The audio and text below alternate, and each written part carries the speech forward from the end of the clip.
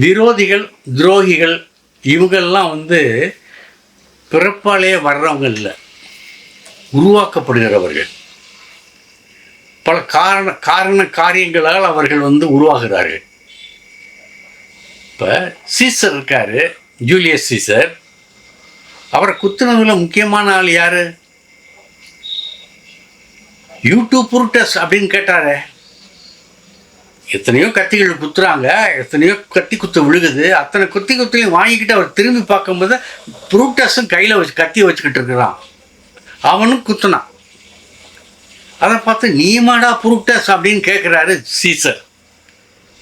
ஆக துரோகிகள் உடனிருந்தே கொள்வார்கள் என்பது தான் உலக இயல்பு. இப்போ ஒன்றும் இல்லை, சில சந்தர்ப்பங்களை பயன்படுத்திக்கிட்டு எதிரிகளை உருவாக்கி விடுவாங்க சில பேர். இப்போ அண்மையில் இப்போ நம்ம ஸ்டாலின் அவர்கள் முன்னாள் முதல்வர் ஸ்டாலின் அவர்கள் குளத்தூர் தொகுதியில் தோல்வி அடைஞ்சார் இல்லையா? தோல்வி அடைஞ்சதுக்கு காரணம் யார் அப்படின்னு ஒருத்தர் திராவிட முன்னேற்ற கழகத்தில் சேர்ந்தவர் ஒருத்தர் சொல்கிறாரு. PK சேகர் பாபு தான் காரணம் அப்படின்னு சொல்கிறாரு. தோண்டி துருவி விசாரித்தா சேகர்பாபுக்கும் அவருக்கும் 7ஆம் பொருத்தம். 2 பேருமே முட்டிக்கொள்ளுகிறவர்கள். சேகர்பாபுவை வீழ்த்தனா அவருக்கு மேலே ஒரு கெட்ட பேரை ஏற்படுத்தணுங்கிற காரணத்துக்காக தலைவரை தோற்கடித்ததில் முக்கிய பங்கு PK சேகர்பாபுக்கு அப்படின்னு சில இதை குளிச்சு போட்டிருக்காங்க. இது கட்சிக்குள்ளே அவங்க பார்த்துக்குருவாங்க. ஒரு உதாரணத்துக்கு சொல்கிறேன். சரி, இப்போ எல்லாம் முடிஞ்சிருச்சியா? இப்போ கவர்னர் 7ஆம் தேதி பதவி ஏற்றுக்குங்க நீங்க அப்படின்னு சொல்லிட்டாரு. இவரும் போய் நம்ம விஜய் அவர்களும் போய் மந்திரி இது சீட்டு அனுமதி லெட்டர் கொடுக்க போகிறாரு. நான் இந்த மாதிரி ஜெயிச்சு வந்திருக்கேன், எனக்கு ஆட்சி அமைக்க அதிகாரம் கொடுக்கணும் அப்படின்னு சொல்லி கேட்க வந்திருக்காரு. லெட்டர் கொடுத்துருக்காரு. அவரும் அதை வாங்கிட்டு என்ன தீர்ப்பு சொல்ல போகிறாருன்னு தெரியல. ஏன்னா இன்னுமே அவர் கையில் தான் இருக்குது. ஏன்னா இது மைனாரிட்டி அரசு, போதிய மெஜாரிட்டி கிடையாது டிவிகேக்கு. அடுத்த கட்சிகள்லேருந்து தான் அப்படியே எடுக்கணும் அல்லது அபகரிக்கணும் அல்லது லாவிட்டு போகணும். ஏதாவது ஒன்று செய்யணும், ஒன்று விலைக்கு கொடுத்து வாங்கணும். ஆனால் அவர் சொல்லியிருக்கிறத பார்த்தா அதுக்கு வேலையே இல்லாமல் ஒன்றிய அரசை பற்றி பேசிட்டார்.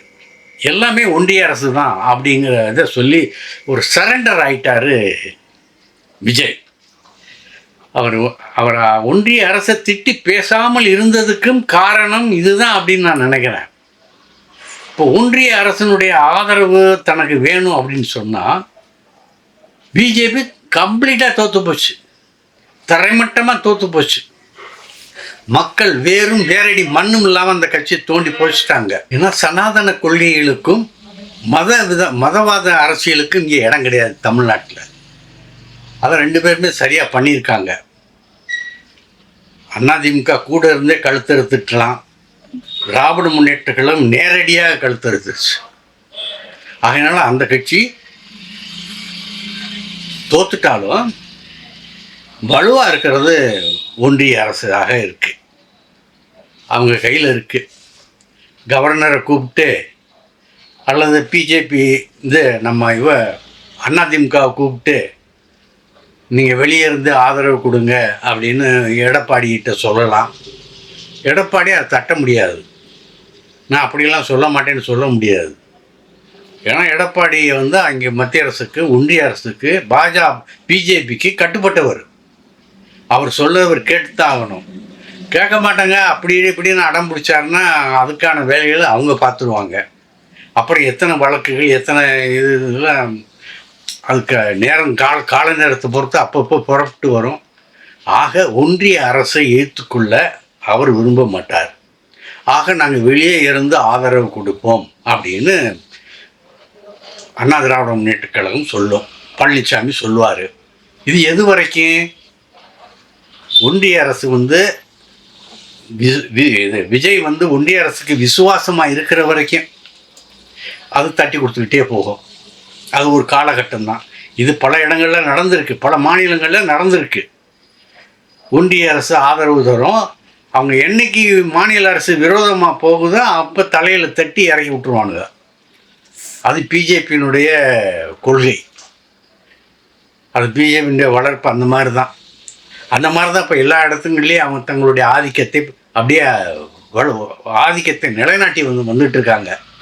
அதே மாதிரி விஜயும் அச்சுறுத்தி பயமுறுத்தி நீ எங்களுக்கு இணங்கித்தான் ஆகணும், எங்களை மீறி போகக்கூடாது, எங்களை மீறி போனீங்கன்னா கவுத்துருவோம் அப்படிங்கிற ஒரு நிலைப்பாடை எடுத்து ஒன்றிய அரசு ஆதரவு தரலாம்.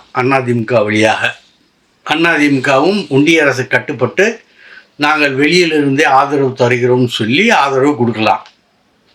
சரி, இதெல்லாம் சரிப்பட்டு வராது அப்படின்னு விஜய் கருதினால் இந்த திமுக கூட்டணி அதிமுக கூட்டணியில் இருக்கிற இந்த கட்சிகள்லாம் இருக்கு இல்லையா, அவங்களில் கூட்டிக்கிச்சு சில பேரை சேர்த்தோம்னா 12 பேர் வரைக்கும் வருவாங்கன்னு நினைக்கிறேன். காங்கிரஸ் கரெக்டாக இருக்குது, நாங்கள் வந்துடுறோம் அப்படின்னு அவங்க தெளிவாக இருக்காங்க. ஏன்னா இவ்வளோ சொல்லவங்க நாங்கள் அவங்களோட தாவைக்காவோட கூட்டு சேர்றது தான் நாங்கள் விரும்புகிறோம் அப்படின்னு வெளிப்படையாகவே அவங்க நிர்வாகிகள்லாம் சொல்லிக்கிட்டு இருக்காங்க. ஆகவே ஒரு 5 பேர் ரெடி, இன்னும் 7 பேர் வேணும். இந்த 7 பேரில் பாமகவை இழுத்துக்கலாம். பாமகவை இழுத்துக்கிட்டோன்னா அதுவும் ஒன்றிய அரசினுடைய கட்டுப்பாட்டுக்கு கீழே தான் அதுவும் வரும். அவங்க சொல்கிறபடி கேட்டு தான் பாமகவும் ஆதரவு கொடுக்கணும். அப்படி ஒரு வழி இருக்குது. ஆக எந்த வழியில் போனாலும் நித்திய கண்டம் பூர்ண ஆயுஸ், தினசரி கண்டம், ஆனால் ஆயுசு முழு ஆயுசியா அப்படின்னு சொல்லுவாங்கள்ல, அந்த மாதிரி ஒரு கட்டத்தில் தான் விஜயனுடைய ஆட்சி அமையக்கூடும்னு சொல்லி அரசியல் பார்வையாளர்கள்லாம் கருதுகிறாங்க. நமக்கு அந்த மாதிரி தான் தோணுது. இப்போ இவருக்கு வாழ்த்துக்கள் சொல்கிறாங்க, நிறையா சொல்கிறாங்க. ஏன்னா தனிப்பட்ட முறையில் ஒரு பெரிய அளவில் வந்திருக்காரு.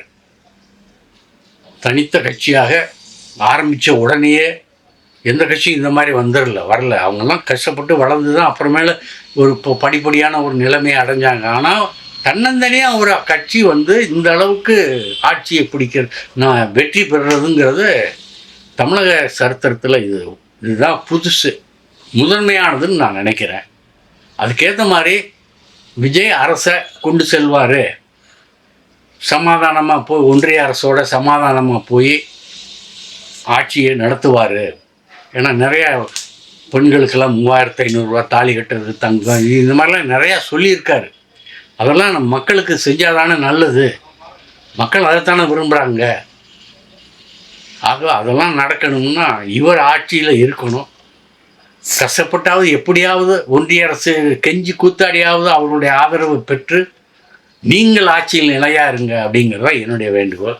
நாளை சந்திக்கிறேன். இந்த வீடியோ உங்களுக்கு பிடிச்சிருந்தா லைக் பண்ணுங்க, கமெண்ட் பண்ணுங்க, ஷேர் பண்ணுங்க, சப்ஸ்கிரைப் பண்ணுங்க.